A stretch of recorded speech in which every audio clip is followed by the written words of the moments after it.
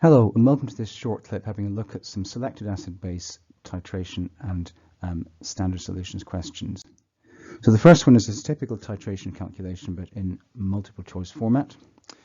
So we need to put an equation together first of all, and the equation needs to be balanced with the correct formula for the species. So this one isn't balanced and neither is barium nitrate the correct formula. So thinking about barium nitrate, barium is 2 plus and nitrate is 1 minus.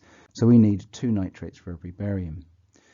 Now we've got a balanced equation, we can start to process the information that we're able to work out the moles for. So it gives us enough information for barium hydroxide. So we can work out the moles of barium hydroxide as 1.125 times 10 to the minus 3. Looking at the equation, the mole ratio between barium hydroxide and nitric acid is 1 to 2. So doubling the barium hydroxide moles gives us the nitric acid moles. So therefore the concentration of nitric acid is its moles over the volume, and the volume is your 23.35 centimeters cubed converted to decimeter cubed, which gives us 0.0964, and therefore the answer is D. So this is an application exam question, practice type question. We'll look at another one like it, which is not multiple choice, a little bit later on. So this one is a straightforward recall of a fact. So what is meant by the term is simply making sure you learn what an alkali is as defined at A level. So it releases OH minus ions in aqueous solution, and the important parts of the definition are in red. So like we said, this is simple flashcard work rather than practicing exam questions. So this next question asks you in a similar way what's meant by the term standard solution. So it's a solution of known concentration, and again putting this on the flashcard and making sure you look, cover, write, then check, and then repeat that process until you're happy with the definition is the way to go. So this next one is a bit more applied. So you need to visualize the process being described. So let's take each bit in turn. The student weighs a sample of the solid carbonate in a weighing bottle, and the next thing is that they tip the carbonate into a beaker and weigh the empty weighing bottle. So they can work out the mass of the carbonate by difference. So the thing about weighing by difference is it doesn't quite matter exactly what that difference is, so long as you know at the beginning how much carbonate is being dissolved before you go on to make it up to a total of 250 centimeters cubed. So if there's a little bit left behind in the bottle from tipping it in, it's not a disaster, so long as you know exactly how much was on the weighing balance.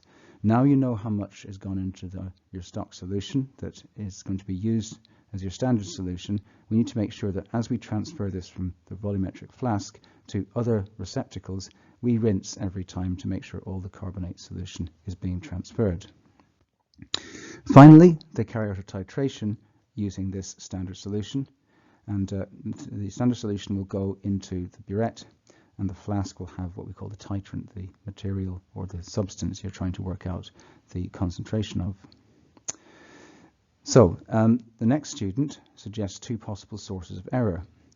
So we might want to think about what's missing. We mentioned the idea of rinsings earlier on. So each time the student changed containers, did all of the carbonate get transferred? So the first statement is incorrect as the solid is weighed by difference. So it doesn't matter in terms of the final result if there's a little bit left behind, because at the point you do the weighing, that's when you need to start making sure that you keep the carbonate being transferred rather than leaving little bits behind on each of your pieces of glassware. The second statement is actually right, because if a small amount of solution is remaining in the beaker, then what's going to happen is the amount you think is going to be in your titration is a little bit less than what you actually have. So error starts to creep into your calculations. So the improvement needed is that the beaker has to be rinsed and the rinsings transferred to the volumetric flask before it's made up to the mark, so that all the carbonate ends up in the volumetric flask.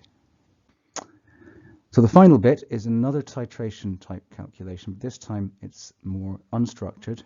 It gives you 3 marks and you have to actually calculate the minimum volume of the H2SO4 that the student would need to completely react with the NaOH present. So why not pause this for a moment and have a go at this yourself.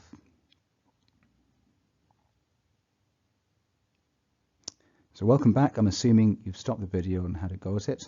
Let's have a look at what the question gives us. So they want us to calculate the minimum volume. So that's an N equals V times C type calculation, isn't it? So it's a data moles equation moles answer type approach like before.